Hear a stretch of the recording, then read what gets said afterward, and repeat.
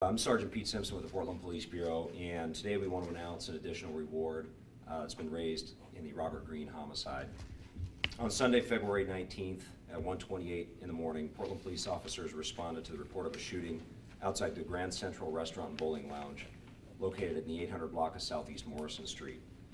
Officers arrived and located a shooting victim, 30-year-old Robert Greene. Medical personnel arrived and determined that Mr. Greene was deceased. An autopsy conducted later in the day determined he died of a single gunshot wound. Mr. Greene was working security at Grand Central. Investigators described the shooter as a black male who was accompanied by other individuals and was seen leaving the area in a dark-colored SUV. Investigators know that there were several witnesses outside at the time of the shooting, and they have failed to provide information to investigators. The family of Robert Greene has raised $2,100 in a reward fund for information leading to the arrest of Robert Greene's killer. This is in addition to the $1,000 offered by Crime Stoppers of Oregon for information leading to the arrest. In this case, tipsters can remain anonymous and report tips to crimestoppersoforegon.com. We'll turn it over now to Ken Greene, Robert Greene's brother, for a few words about his brother. Ken. So I'm Ken Greene. I'm Rob's oldest brother. This is not easy for me to do. I thought it'd be a little easier. He was a great brother. He had spent a lot of time with my wife and me and my kids, and was over at our house. And I think the hardest thing is just last week I was barbecuing and he wasn't going to be there. He was there on a regular basis. I just talked with him Saturday afternoon before this event happened, and it's hard for me to imagine that I've seen outsides of these clubs before in the evenings. There's, what, 20, 30, 40 people? How can not one person just come forward and give the police some information so that this process can get put behind us and get resolved? It just, someone's got to know something, and I just pray and ask, just please tell them and get this resolved. It's just something that we would really like to put behind us. So, I don't know. He's a good guy. He's a great uncle, great brother. And he's really going to be missed. So I can take a few questions if people have some. He had moved to Portland fairly recently, right? Yeah, 4 or 5 years ago. 4 or 5 years ago. Yeah. Do you know what brought him here? Or was it me. Uh-huh. And my dad. My dad recently passed away about 14 months ago as well. But yeah, my dad and my family. Can you tell us where he grew up? Yeah, he grew up in the Bay Area, California. He grew up, went to Mountain View High School, played football there. He lettered in football. He loved playing football. He was an excellent football player. Just loved people, loved hanging out, loved the outdoors. It's one of the reasons that brought him to Colorado after he graduated from high school, and he went out there and just enjoyed working with people out there and did a lot of hiking and skiing and just camping and so forth, and really enjoyed that. Did he have any enemies, or was he just an innocent bystander? My brother had no enemies. Seriously, every single person I've ever talked to loved my brother. Everybody.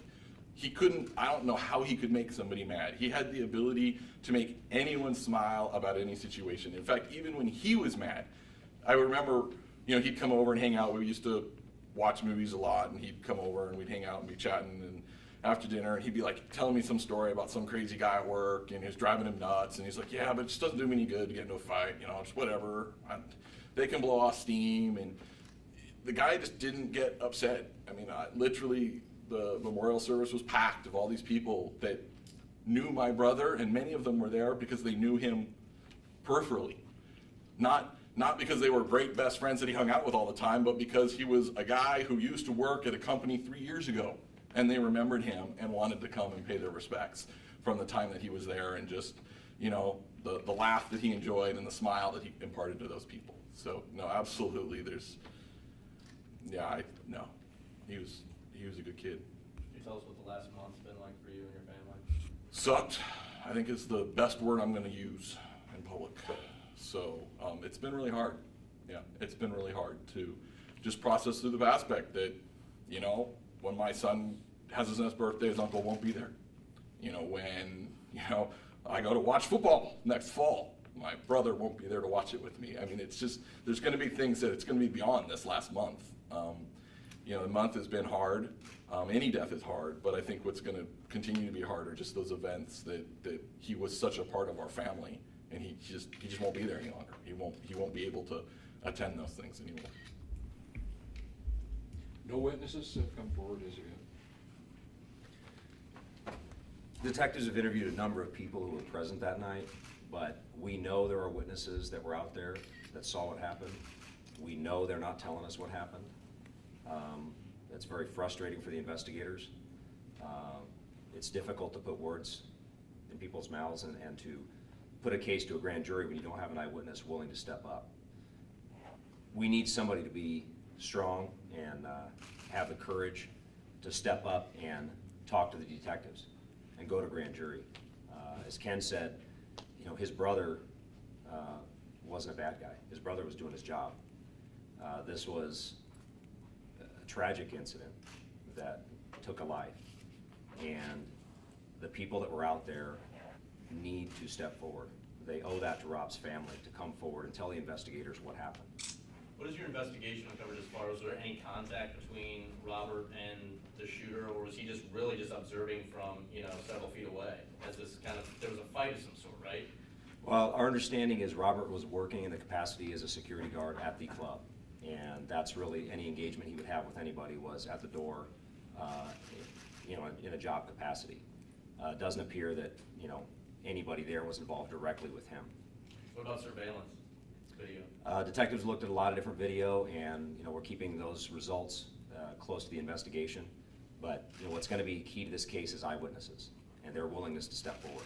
And what's the latest on this being, I know when it first came out, you had gang investigators looking into the, you know, the argument, the shooting itself, still possibly gang related, or are you confident it is, or what?